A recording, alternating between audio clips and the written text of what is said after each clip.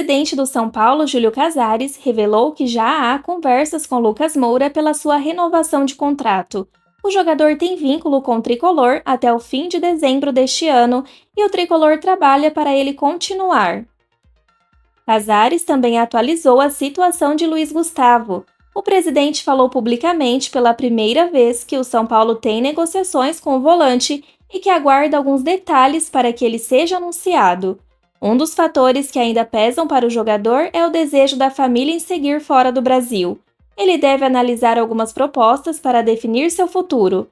O São Paulo ofereceu 1 ano de contrato com a possibilidade de prorrogação por mais um. A idade de Luiz Gustavo, 36 anos, fez a torcida são paulina ter certa desconfiança sobre a possível contratação.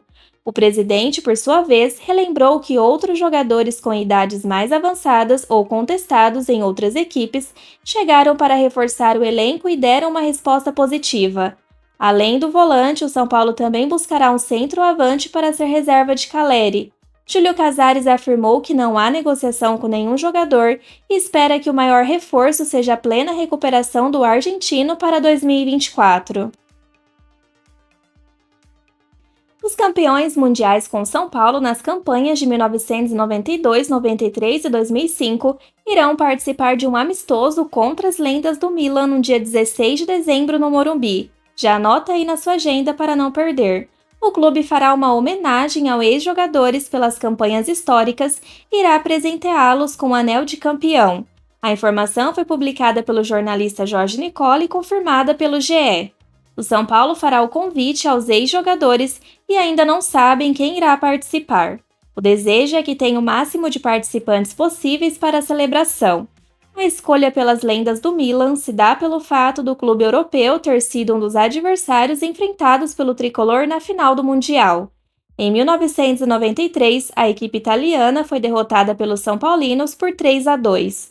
Em 2019, o São Paulo reuniu um time de ídolos para a disputa da Legends Cup. Comandado por Muricy Ramalho, o tricolor venceu o Bayern de Munique e Barcelona e se sagrou campeão do torneio realizado no Morumbi.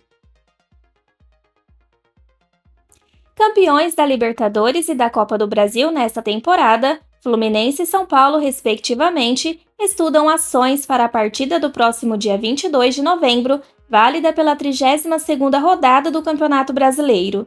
Dentro de campo, as diretorias conversam para uma troca das faixas. Fora dela, a torcida tricolor irá festejar com material vetado na final da Conmebol Libertadores. Liberados pelo presidentes Mário e Júlio Casares, os departamentos de marketing de Fluminense e São Paulo conversam sobre como será a cerimônia. O lado carioca levará a taça da Libertadores para o gramado, enquanto o paulista ainda estuda se conseguirá trazer a da Copa do Brasil para o Rio de Janeiro. Mas, para a festa acontecer, é preciso que os setores estejam lotados. Até o momento, mais de 28 mil ingressos foram vendidos para a partida e apenas o setor sul se encontra esgotado. Fluminense e São Paulo se enfrentam pela 32ª rodada do Brasileirão. A partida está atrasada porque anteriormente foi marcada para o mesmo dia da final da Libertadores. Com a presença dos cariocas na decisão, o duelo irá acontecer nesta quarta-feira às 21h30 de Brasília, no Maracanã. A sócia e candidata ao Conselho Deliberativo do São Paulo pela oposição, Daniela Santos Ferreira, entrou com ação na Justiça Paulista na última quinta-feira, dia 16, contestando o método de votação adotado para a eleição de 100 novos conselheiros do clube no próximo dia 25. Ela também pediu a concessão de tutela de urgência inibitória, instrumento jurídico que visa impedir a prática de um ato ilícito, para obrigar o clube a não realizar o pleito até que o caso seja decidido pela Justiça. Em votação prevista para a primeira quinzena de dezembro, o Conselho elegerá o presidente tricolor. Júlio Casares tentará a reeleição. Os opositores ainda não lançaram candidato. Filha de Nilton Luiz Ferreira, o Nilton do Chapéu, um dos líderes da oposição, a associada alega que o método de votação escolhido viola o sigilo do voto e permite práticas como o voto de cabresto. Os advogados de Daniela narram na ação que dias antes da eleição para o Conselho, Os associados receberão as cédulas com os nomes dos candidatos e as preencherão antes da Assembleia, depositando os papéis preenchidos antecipadamente nas urnas no dia do pleito. Esse sistema foi usado em 2020 na última eleição para eleger conselheiros são paulinos.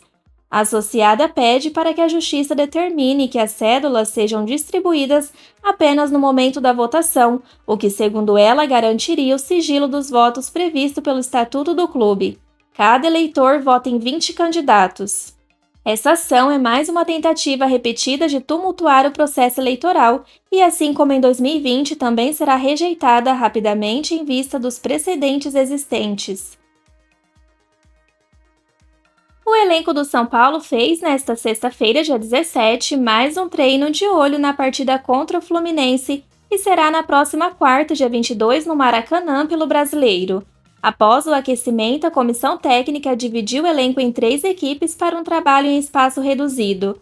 O foco da atividade era o controle da posse de bola em situações de superioridade numérica, marcação sob pressão e intensidade. Lucas em processo de recondicionamento físico após lesão muscular na coxa esquerda e Galopo em recuperação de cirurgia no joelho esquerdo ficaram nas extremidades do campo como apoios, servindo como coringas. Na sequência, houve um treino tático posicional com foco em saída de bola, transição e pressão. Lucas participou de toda esta atividade, enquanto Galopo partiu para outro gramado para atividades físicas individuais. O lateral direito Igor Vinícius, que aprimora a forma física após realizar uma tenotomia no adutor direito, fez todos os trabalhos ao lado dos companheiros. Ele seguirá um cronograma individualizado com controle de carga de acordo com sua evolução diária.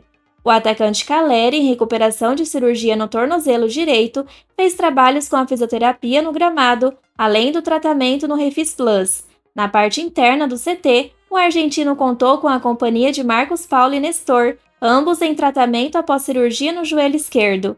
O elenco são paulino volta a treinar na manhã deste sábado, dia 18, dando sequência à preparação para o duelo no Rio de Janeiro. Fora de casa, o basquete tricolor enfrenta o Pinheiros pelo NBB. O embate será hoje, sexta-feira, às 20 horas, no Ginásio Henrique, em São Paulo. A transmissão será pelo YouTube do NBB e YouTube canal Goat. A equipe São Paulina disputa a 7ª rodada do campeonato. O time jogou 2 partidas no Morumbi e vai para o 5º jogo fora de casa. Na última disputa, o tricolor perdeu para o Corinthians por 81-78.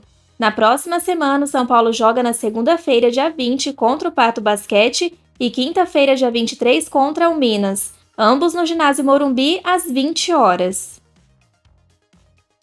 E na tarde deste sábado, dia 18, os times sub-12 e sub-14 do São Paulo recebem o Palmeiras para a disputa de volta das semifinais do Campeonato Paulista. Os confrontos acontecem às 14 horas o sub-12 e 15 horas e 45 minutos o sub-14, jogos com entrada gratuita e torcida única do tricolor. As duas equipes precisarão de vitórias para seguirem a decisão. Na primeira partida, a equipe mais jovem foi derrotada por 2-1, enquanto a mais velha perdeu por 2-0. Essa é a primeira edição do estadual nessas categorias e os garotos têm grande campanha na competição. A equipe sub-12 soma 9 vitórias, 2 empates e 2 derrotas, enquanto o time sub-14 tem 10 vitórias e 3 derrotas. Os confrontos terão transmissão do canal Futebol Paulista no YouTube.